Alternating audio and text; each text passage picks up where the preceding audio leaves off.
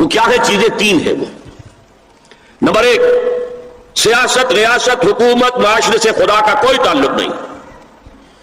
Human sovereignty, popular sovereignty کی بنیاد پر جمہوریت ہوگی، سیکولرزم ہوگا. مذہب رہے گا بند، مسجدوں میں، مندروں میں، سینیگاگز میں، چرچز میں، جہاں چاہو جاؤ. لیکن دی پولیٹیکو سوشو اکنامک سسٹم، یہ کسی مذہب سے کوئی سروکار نہیں. ہم خود ساورن ہیں، اور ہم ساورن ہیں تو ہم جو چاہیں گے قانون بنائیں گے. یہ شے جس کا نام ہے جمہوریت بھی آپ اسے کہہ لیں، سیکولرزم بھی آپ اسے کہہ لیں، یہ گلوبلائز ہو چکا ہے پوری دنیا کا.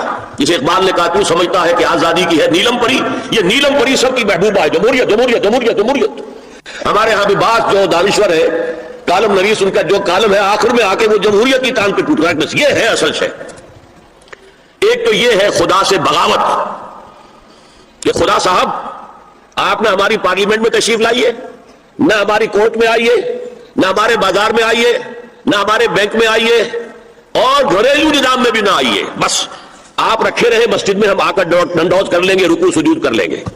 یا فلاں بت رکھا رہے مسجد میں، یہاں آئیں گے اسے سجدہ کر لیں گے.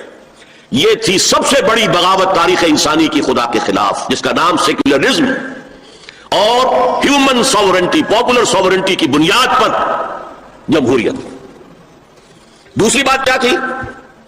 معیشت کا معاملہ، خاص طور پر یورپ کا جو میں نے کہا تھا جہاں بری باتیں تھی اچھی بات بھی تھی. پوپ کے زیر اثر، پوپ کے زمانے میں سود حرام تھا ہر طرح کا، کمرشل انٹرسٹ بھی حرام، اور یوزلی جو کہ ذاتی طور پر ذاتی اپنی ضرورت کے لیے لوگ لے لیتے تھے. جیسے ہمارے یہاں پٹھانوں نے اڈے بنا رکھے ہیں، بیچارے غریب جاتے ہیں اور پھنستے ہیں ان کے چنگل میں، پھر نکل نہیں سکتے. تو یوزلی اینڈ کمرشل بوتھ ور حرام، فاربیڈن. لیکن ایک کیلوین نامی ایک شخص نے اس کے لیے کتاب لکھی، اور یہودیوں کے زیر اثر انہوں نے انٹرسٹ کی اجازت حاصل کر لی. چنانچہ بغاوت ہو گئی. اب ایک بغاوت تو ہوئی چرچ سے، جبکہ چرچ آف انگلینڈ آزاد ہو گیا، اس نے کہا پوپ کو ہم نہیں مانتے، جائے اپنے گھر میں رہے. انگلینڈ، اور وہیں پر سب سے پہلا بینک آف انگلینڈ قائم ہوا. سودی کاروبار کا دنیا کے اندر آغاز ہوا، اور اسی کے ذریعے سے پھر یہودیوں نے بینکنگ نظام شروع کر کے پورے یورپ کو جکڑ لیا. یہ سازشیں کر کے ملکوں کو لڑاتے تھے، اور جب وہ ملک لڑ رہے ہیں تو انہیں پیسے کی ضرورت ہے، ہتھیار کے لیے، اسلحہ کے لیے، تو اپنے منہ مانگے شرح سود پر قرض دیتے تھے اور خون چوستے تھے. اور انہوں نے یہاں تک حیثیت اختیار کر لی کہ 100 سال پہلے، اب یہ 1904 ہے، 2004 ہے، 1905 میں گئے تھے علامہ اقبال انگلستان اور جرمنی، اور جا کر دیکھ آئے تھے کہ فرنگ کی رگے جہاں پنجہ یہود میں ہے. اس وقت فرنگ کا امام جو ہے وہ برطانیہ تھا، جس کے بارے میں کہتے تھے کہ اس کی سلطنت میں کبھی سورج غروب بھی نہیں ہوتا.